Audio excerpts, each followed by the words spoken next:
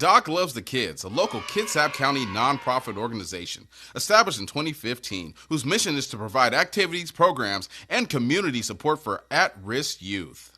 They put the you in community. Doc Loves the Kids.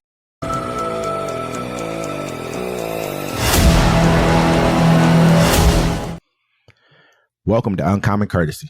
We give you the courtesy of conversation That's uncommonly spoke of. I'm D-Mac. I'm Wesley. And this is the show. Don't forget to like, comment, subscribe. Don't forget to catch us every Friday, 7 p.m. Pacific time on the Friday Fix.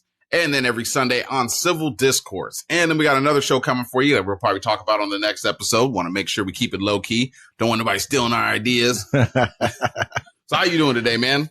I'm pretty good, man. I see that we might be having a nuclear war happening. And we also had something from old Marjorie Taylor Greene, man. She finally had done something to help the people.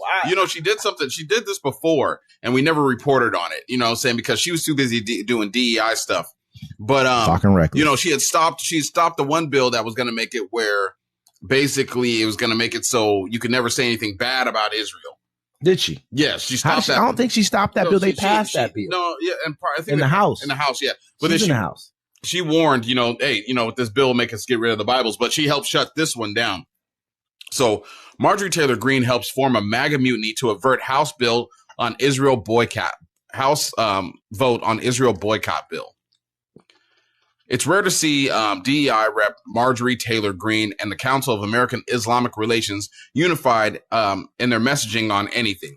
But the Georgia Republican, who has peddled Islamophobia, and the pro-Islam advocacy group loudly denounced a bipartisan bill that sought to punish boycotts of the Israeli government. And they succeeded in staving it off for now. House Resolution 867 would have amended the Anti-Boycott Act of 2018 by criminalizing compliance with boycotts called for by international government organizations, such as United Nations, with potential penalties including prison time. A vote on the bill has been set for Monday, but it was canceled by House GOP leaders after Greene and other MAGA Republicans, including Rep. Paulina Luna and former Rep. Matt Gaetz, both of Florida, denounced it. In a post on X on Sunday, Greene said she'd be opposing the bill because it stood to trample on her constitutional rights. She said, "It's my job to defend Americans' rights to buy or boycott whomever they choose without the government harshly fining or imprisoning them," she wrote. Later Sunday, Greene shared that she had gotten word that the vote had been pulled. Rep. Thomas Massive of Kentucky, another critic of the bill, did the same.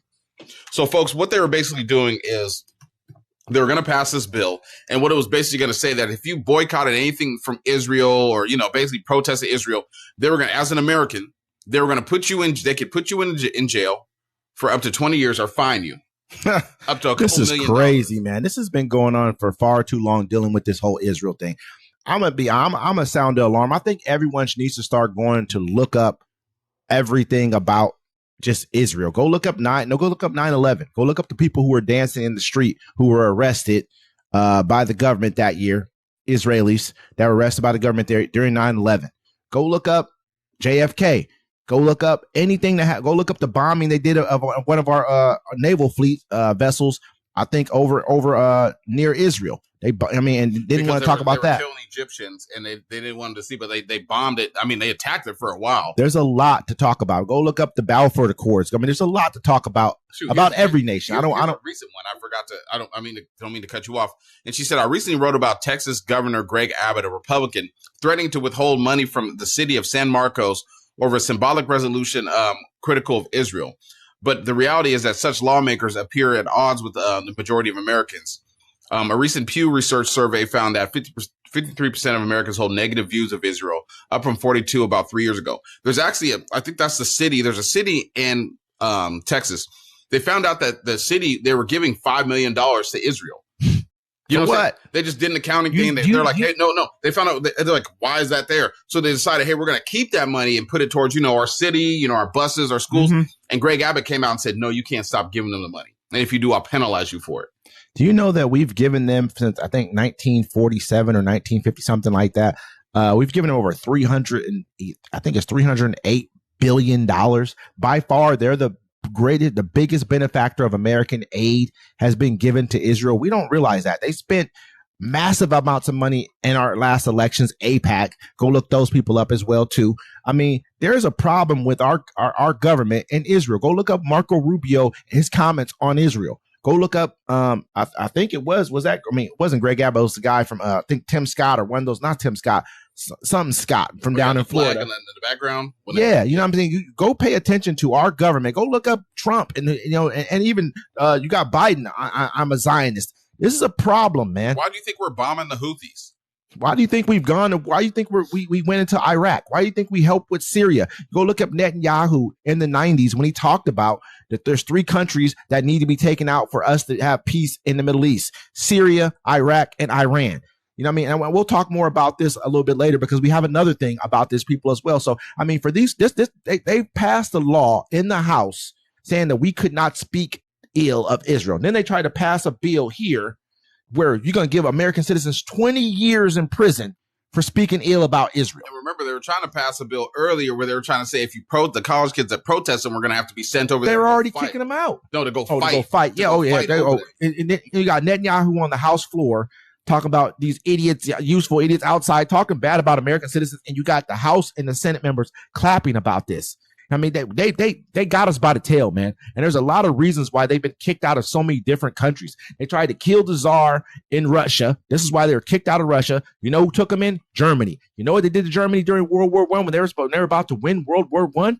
They went in and got the Americans to come into World War I and helped them and defeated them. This is why Germany turned against them during World War II. There's reasons behind everything. Said also too that they ended up owning all their media and their banking systems. They've been doing this for years. No, honestly, I can't blame them for that because in Christianity and Islam, you're not supposed to be allowed to lend money. It's against the law for you to lend money. So, and so they were the ones who were able to lend money, but they were lending money at a 50% tax. You know what I mean? Hey, you got to pay me 50% back. And they were breaking everybody. Everyone owed them money. And that's how they were controlling governments. It's just, this is not to speak ill of Israel. But no, we see the pattern because, we can't say everyone in Israel's ill. That's terrible people. But you see the pattern where at the end of the day, a foreign nation shouldn't be able to control what we do in our country.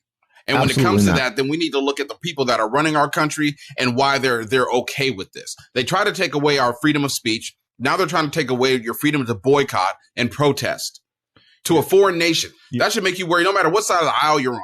You should worry about that. Do you remember when they were on the steps of Columbia and Mike Johnson was the House Speaker and a bipartisan group of Republicans and Democrats speaking down on the kids who were protesting Israel now, and then they went and now they're kicking people out of our country for protesting Israel, saying that they're pro Hamas. You guys, it's messaging. It's all a bunch of fake messaging. People are not speaking pro Hamas. When the Turkish girl they kicked out because she told her college she thinks it's bad idea for you to invest in Israel, who's killed 52,000 Palestinians. They've converted 52,000. That's what they know. They don't know about the ones. And now they just made a resolution that they're gonna occupy indefinitely northern Gaza. This is a problem, man. If we don't see it's a problem, we don't see what's going on here. I mean, it's an issue. You know what I mean? And if we thankfully, Marjorie Taylor Greene, along with probably all the Democrats, hopefully, who knows? Because Democrats are sold out to the to AIPAC and the Israeli racket as well. Went against this bill. I had to be the Democrats because it wasn't the Republicans fully. She said a group of MAGA Republicans probably went with the Democrats who probably wanted to vote for the bill. I believe there's actually 33 states that actually already make it illegal to boycott and protest against Israel in America. That's crazy. That's crazy that you're not allowed. You can boycott anything else you want, but not Israel. These guys, we've given them 300. If you gave me $308 billion, and this came in a military aid, this came in the form of money and military aid. It was like a combination of both. If you gave me that much money, why wouldn't I go spend $100 million or $300 million a year? Because you're giving me like $3 billion a year or more, whatever the case may be, to go and like meddle in your elections or pay off your officials. Actually, I basically spend the money that you're giving me to give it right back to you. Build my country up. 37 states passed the bill. And then the only states that haven't done it is Washington, Wyoming, New Mexico. Looks like Nebraska is still holding on to theirs. Vermont, Maine, and Massachusetts, and Connecticut. Yeah, man. Are the only states where it's not illegal to boycott a foreign country. That's to boycott anything in life. This is what this country was birthed from, was boycott. The Boston Tea Party. You know what I mean? Like, it's crazy that we have these people have such hooks within our government. Go look at everybody who's on most, like from Obama to Bush, all of them, their whole cabinets and the people who work behind the scenes. Most of them have dual Jewish names. And they tried to, and I know in DC, they were trying to get rid of that. And, they're trying to knock it down, but they're trying to say you shouldn't be able to have a dual citizenship while you're working for the United States government, which you shouldn't. I'm going to tell you something right now. There's two people right now who will probably be heavy favorites for the Democrats in the next election. One of them will be Shapiro, the governor of Pennsylvania, and the other one will be Ossoff. Should be AOC. Ossoff. He's the senator from Georgia. And both of these two people are Jewish. The only person that I've known that's been on a major ticket that was Jewish was Joseph Lieberman. And it was kind of weird when you think about it, because you know who John McCain's best friend was, correct?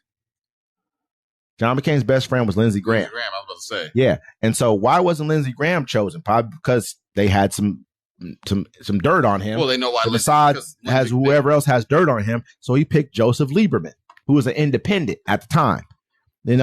So it's just this is a serious matter. We want to keep you guys informed on this matter, but I like to say thank you personally. And I don't even like her at all. But I'm happy that she at least stood up for America at this point in time. It's not the first time she's done it either, because I think she understands. I mean, I don't like her either, but I think she understands what's at stake here. Once you let that get through, we lose our constitutional rights. I mean, we're losing them now. But I mean, to vote it like for a foreign nation, that's like us saying like, hey, you can't talk bad about Iran. And I'm like, she's losing a lot of money by doing this. She's probably going to the primary, but it's going to be hard for him because she's such a hardcore, loon from her side of the aisle. They love her in her district. So, but they're definitely going to go after her one way or another. They're definitely not giving her any money. They're like, hey, you know what? We're not giving you any money. Went against the grain. But